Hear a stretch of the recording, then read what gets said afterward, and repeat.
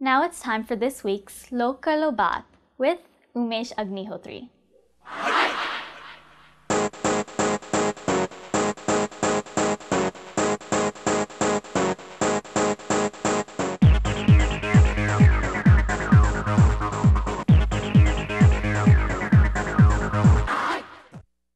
नमस्कार।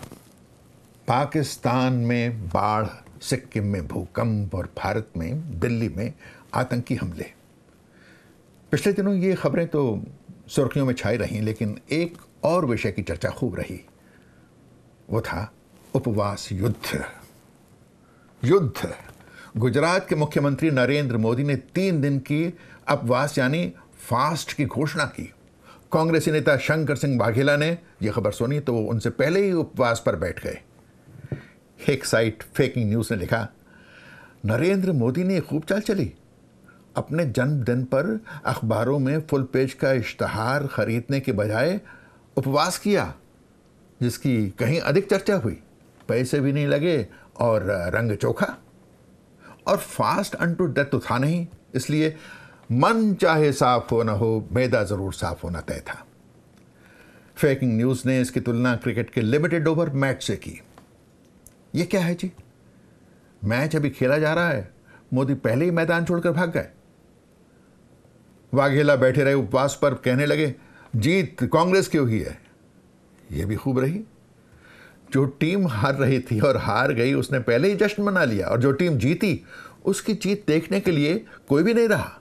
भाई ये तो शुद्ध बेईमानी है। पर क्या किया जा सकता था?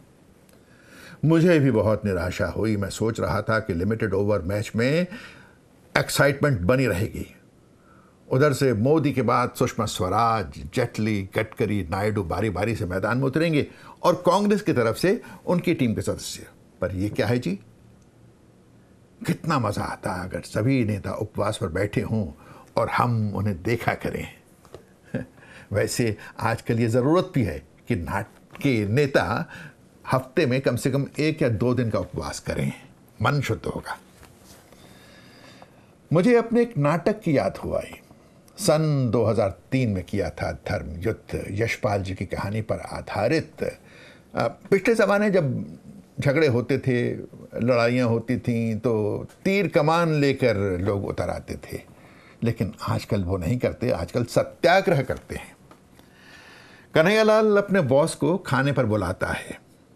वो अपने माँ बाप से छुपकर, माँ बाप उसके साथ ही रहते हैं, अपने बॉस के स्वागत में कुछ नॉन वेज और पीने पिलाने का इंतजाम करता है। और ये सब इसलिए क्योंकि बॉस को ये सब पसंद है, उसको खुश करना चाहता है।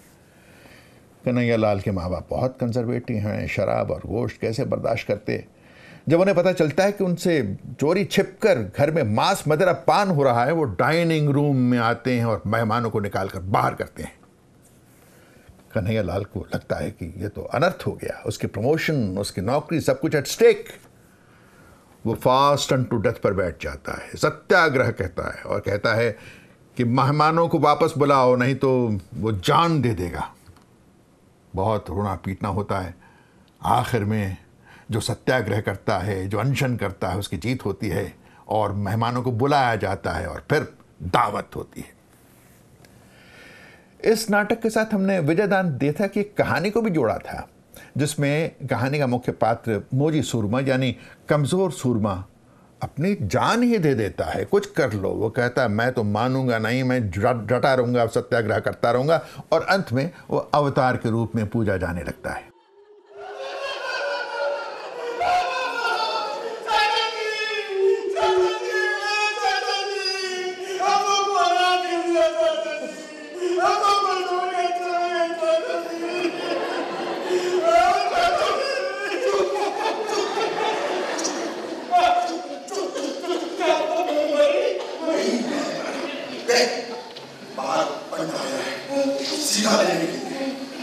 मरना को लेकिन तरफ से निकलूंगा। मेरी आम तेरे हाथ में है, सारे खानदान के आम तेरे हाथ में है। पढ़ने से पहले सेठ से मर गए।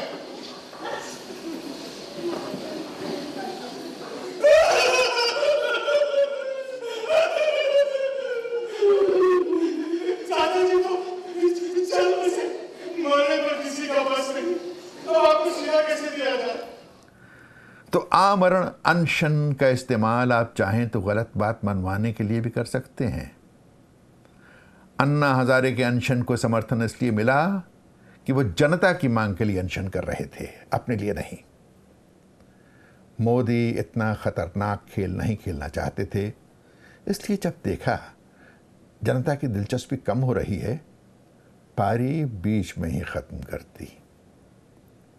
लो कर लो बात। वापस बता रहे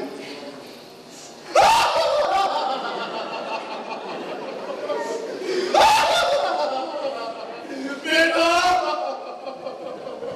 मेरे इतने प्यारे मेहमान,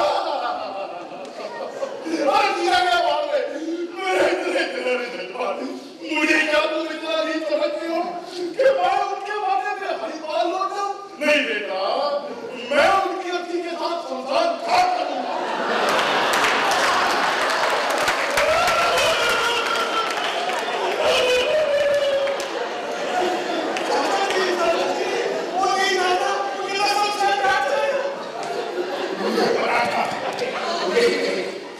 लेकिन मैं मेरी कच्ची गोली नहीं खेली, इसीलिए अर्थी मैं नहीं खा लिया।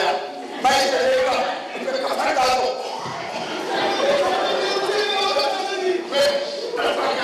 ये इम्तिहान की घड़ी, इस पर डरने की बिल्कुल जरूरत नहीं। मेरे ऊपर कफन डाल दो, मैं दुनिया में हिंदू का नाम रोशन करना चाहता हूँ।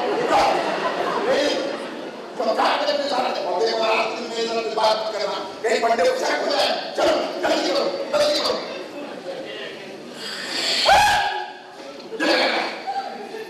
मैं काम तो कर रहा है, तो काम को बजा दे।